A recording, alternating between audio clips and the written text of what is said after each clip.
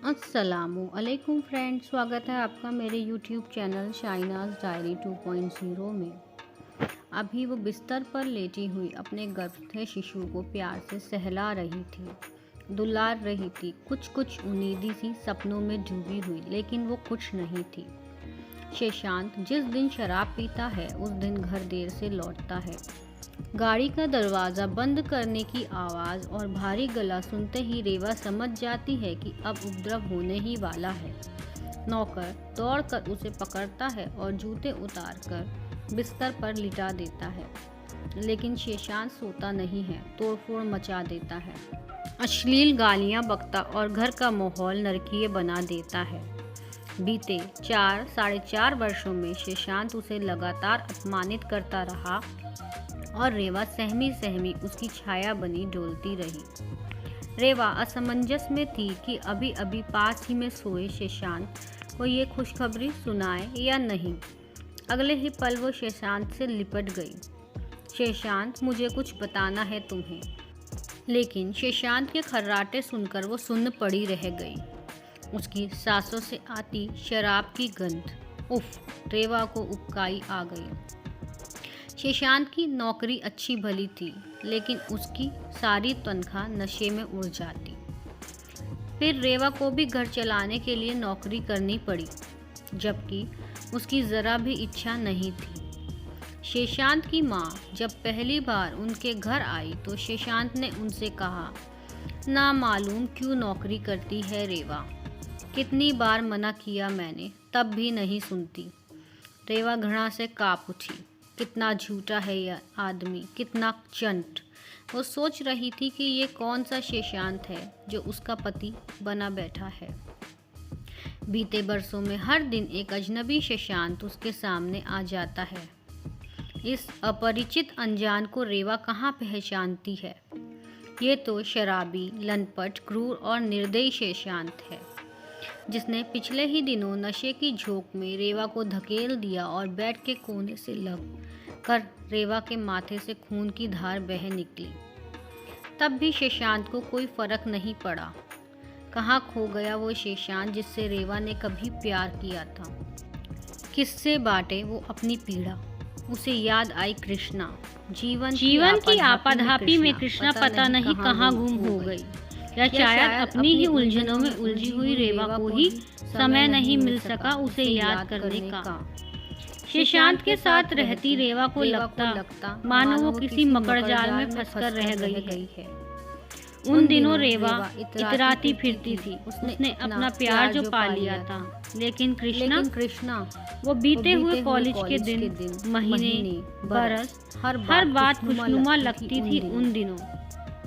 रेवा पढ़ने में तो अच्छी थी ही, साथ ही खूबसूरत इतनी कि लोग सोचते, देवलोक से ये अप्सरा पृथ्वी पर क्यों आ गई। दूसरी तरफ कृष्णा, उसकी सहेली, वो ऐसी नहीं थी कि जिस पर नज़र पड़ जाए तो नज़र हटे ही नहीं, और ऐसा भी नहीं कि नज़र पड़ते ही फ़ौरन हटा लेने को मन करे। रेवा ने उन दिनों शेशांत की कामना की थी। उसने कृष्णा से कहा, मैं नहीं चाहती कि बरसों बाद इस ग्रीक देवता को मैं किताबों में ढूंढूं या सपनों में। ये तो रेवा को बाद में पता चला कि शेशांत की गहरी और ठहरी दृष्टि सब तरफ से घूमकर रेवा पर ही आकर रुकती है। फिर कृष्णा ने भी रेवा और शेशांत को मिलवाया था। जब शेशांत की काफ़ी अच्छी नौकरी लगी तो सबको रेवा की किस्मत से रश्क हुआ। दूसरी तरफ कृष्णा, वो लाख चाहने के बावजूद साकेत को ना पा सकी। उसने सीधे सीधे नकार दिया कृष्णा को, और कृष्णा सफ़ेद स्तब्ध चेहरा लिए खड़ी रह गई। काफ़ी देर बाद उसकी आंखों से आंसू बहने लगे, वो भी हिचकियों के साथ। इधर रेवा ने कोर्ट मैरिज की और उधर कृष्णा ने अपने माता पिता की पसंद के लड़के से शादी कर ली। मामूली कद, साधारण रूप रंग, लेकिन अच्छी नौकरी वाला सुयोग्य लड़का। शादी के समय कृष्णा उदास थी। रेवा और शेशांत की शादी के शुरुआती दिन मत भरे थे, सपनीले थे। उन दिनों रेवा नहीं समझ पाई कि शेशांत का प्यार दरअसल प्यार नहीं, बस एक वासना है। सुशांत ने उसका हर तरह से उपयोग किया। गृहस्थी की पूरी जिम्मेदारी उसे सौंपकर खुद एक किनारे खड़ा रहा। रेवा वर्तमान में लौट आई। अचानक उसे मिचली आने लगी। वॉश बेसन में भयानक उल्टियां करने के बाद वो पस्त सी लेट गई। गालों पर 2 बूंद आंसू लुढ़क पड़े। खिड़की के पार का आकाश उसे विष सा नीला दिखाई दिया। अगले ही दिन वो हॉस्पिटल में थी। रिसेप्शन पर फॉर्म भरने के बाद वो पलटी और सहसा ही देखा कि सामने कृष्णा थी। गर्भभार से शिथिल उसका शरीर, लेकिन साथ में उसका पति और 2-2.5 बरस की बिटिया। तब की अनाकर्षक कृष्णा के चेहरे पर आज एक अनोखा लावण्य छाया था। पत्नीत्व और मातृत्व का गौरव छिटका था उस पर। कितनी प्यारी दिख रही थी कृष्णा। अपनी डिलीवरी के लिए ही आई थी वो। रेवा देखते ही भाप गई। रेवा, कितने समय बाद, व्हाट अ सरप्राइज, कोई गुड न्यूज़? उसने रेवा के पेट पर हल्के से हाथ फेरा तो रेवा चौंक गई। उसने हामी भरी। मुस्कुरा रही थी वो, एक नकली मुस्कान। बहुत कुछ कहना चाहती थी कृष्णा से, लेकिन ये समय, ये जगह उसके लिए सही नहीं थी। कैसी है तू? रेवा ने कृष्णा का हाथ थामते हुए कहा। सब बढ़िया, देख तो रही है, कृष्णा खुशी खुशी कह रही थी। तेरा फ़ोन नंबर मिस हो गया था मुझसे, और मेरा नंबर भी तो बदल गया है। तू भी कॉल कैसे करती मुझे? वो एक बार फिर खिलखिलाई। उसका पति मुग्ध भाव से उसे देख रहा था। बच्ची को उसने अपनी सुरक्षित गोद में उठा लिया था।